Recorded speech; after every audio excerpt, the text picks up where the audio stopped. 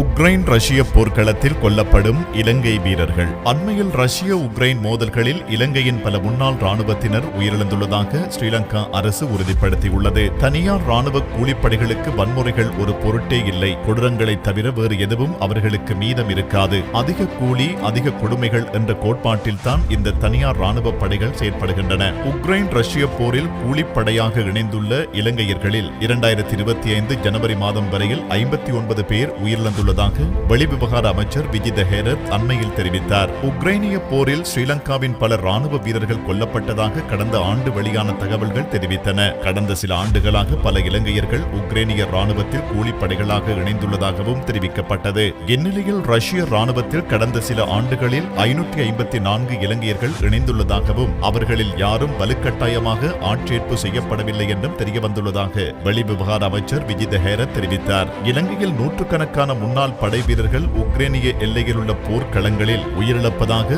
அங்கிருந்து தப்பிய முன்னாள் படை வீரர் ஒருவர் பரபரப்பு தகவலை கடந்த ஆண்டு தெரிவித்திருந்தார். இலங்கையிலிருந்து பல குழுக்களால் வெளிநாட்டு வேலைக்காக அனுப்பி வைக்கப்பட்டுள்ள இலங்கையைச் சேர்ந்த 200க்கும் மேற்பட்ட முன்னாள் படை வீரர்கள் இவ்வாறு உயிரிழந்துள்ளனர். உக்ரைன் ரஷ்ய போர்க்களங்களுக்கு இலங்கையில் ஆட்களை சேர்ப்பது கடந்த வருடத்தில் தீவிரமடைந்தது. இதேவேளை கியூபா போன்ற இலத்தீன் நாடுகளில் இருந்தும் பெருமளவு கூலிப்படையினர் ரஷ்யாவில் காணப்படுகின்றனர் எனவும் தகவல்கள் தெரிவிக்கின்றன. உக்ரைனில் தனியார் ராணுவ கூலிப்படையில் சேர்வதற்கு உலகம் முழுவதும் இருந்தும் பலர் ஆர்வமாக இருப்பதாக செய்திகள் வெளிவந்தன. குறிப்பாக இந்தியா, நேபாள நாட்டிலிருந்து ஏராளமான இளைஞர்கள், முன்னாள் ராணுவ வீரர்கள் இத்தகைய தன்னார்வ ராணுவ குழுக்களில் சேர்கின்றார்கள் என்று ஒரு செய்தி வெளிவந்தது. அவ்வாறு சேரக்கூடிய வீரர்களுக்கு ஓராண்டுக்கு பிறகு அந்நாட்டு குடியுரிமை வழங்கப்படும் என்ற சலுகை இருப்பதாகவும் அதனால் மேலும் பலர் சேர்கின்றார்கள் என்றும் தெரிகின்றது. நேபாள அரசு இது அவர்களுடைய தனிப்பட்ட விஷயம், நாங்கள் என்ன செய்ய முடியும் என்ற வகையில் கையை விரித்துக் கொண்டார்கள். இந்திய அரசு நேபாள வீரர்களை ராணுவத்தில் எடுப்பதை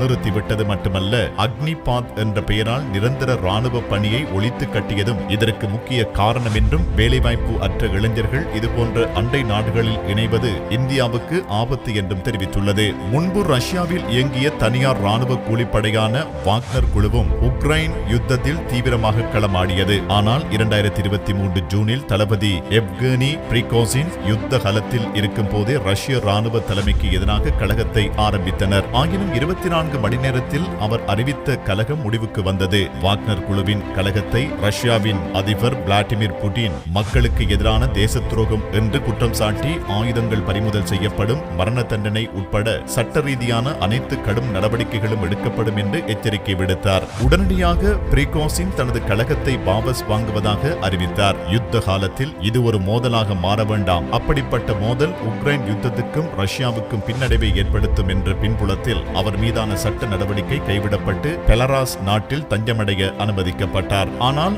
அவர் டூலா நகர விமான விபத்தில் கொல்லப்பட்டார். இந்த கலகத்தை அடுத்து விளாடிமிர் புட்டின் ரஷ்ய ராணுவத்தை ஒன்றுபடுத்தி இருப்பதுடன் மக்களின் ஆதரவையும் அதிகப்படுத்தி இருப்பதாக கள நிலவரங்கள் தகவல்கள் தெரிவிக்கின்றன. ரஷ்ய உக்ரைன் போரில் ஓய்வு பெற்ற ராணுவ வீரர்களை கூலிப்படையாக பயன்படுத்தி ஆட்கடத்தலில் ஈடுபட்ட குற்றச்சாட்டில் ஓய்வு பெற்ற சிரேஷ்ட ராணுவ அதிகாரி உட்பட மேலும் பலர் சந்தேகத்தின் பேரில் கைது செய்யப்பட்டுள்ளதாக இலங்கை அரசு கடந்த ஆண்டு தெரிவித்தது. தற்போது இலங்கை ராணுவத்தில் பொது மன்னிப்புக்காக சுமார் 15,000 பேர் விண்ணப்பித்துள்ளனர். 2024 ஆண்டு மார்ச் மாதம் சட்டவிரோதமான முறையில் ராணுவத்தை விட்டு வெளியேறியவர்களின் எண்ணிக்கை 357 காணப்பட்டது. அத்துடன் சட்டவிரோதமான முறையில் சேவையிலிருந்து விலகி மீண்டும் பணிக்கு திரும்பியவர்களின் எண்ணிக்கை 799 என அறிவிக்கப்பட்டுள்ளது என அரசு அறிவித்துள்ளது. சிவில் பாதுகாப்பு திணைக்களத்தில் கடமையாற்றி அங்கவீனமடைந்த அல்லது யுத்தத்தில் உயிரிழந்த ராணுவத்தினருக்கும் 55 வயது வரையில் சம்பளம் மற்றும் கொடுப்பனவுகளை வழங்க தீர்மானிக்கப்பட்டுள்ளமை குறிப்பிடத்தக்கது. ஆயினும் பல முன்னாள் ராணுவ வீரர்கள் கூலிப்படையாக அனுப்பப்படுவதற்கு அரசின் உயர் அதிகாரிகளும் பொறுப்பு என்றே கூறப்படுகின்றது. இதேவேளை 2020 ஆண்டு மட்டும் தனியார் ராணுவ கூலிப்படைகளுக்கான அமெரிக்காவின் முதலீடு $224 பில்லியன் என்ற தகவல்களும் வெளியாகியுள்ளன. ஆனால் 2030 ஆண்டு இது $457 பில்லியன் அளவுக்கு உயரும் என்று மதிப்பீடு செய்யப்படுகின்றது. அநேகமாக ஒரு நாட்டின் ராணுவத்துக்கு சமமாக தனியார் ராணுவ கூலிப்படைகளும் இன்றைய தினம் உருவாகிவிட்டது அல்லது உருவாக்கப்பட்டுள்ளது என்றே கருத வேண்டியிருக்கின்றது.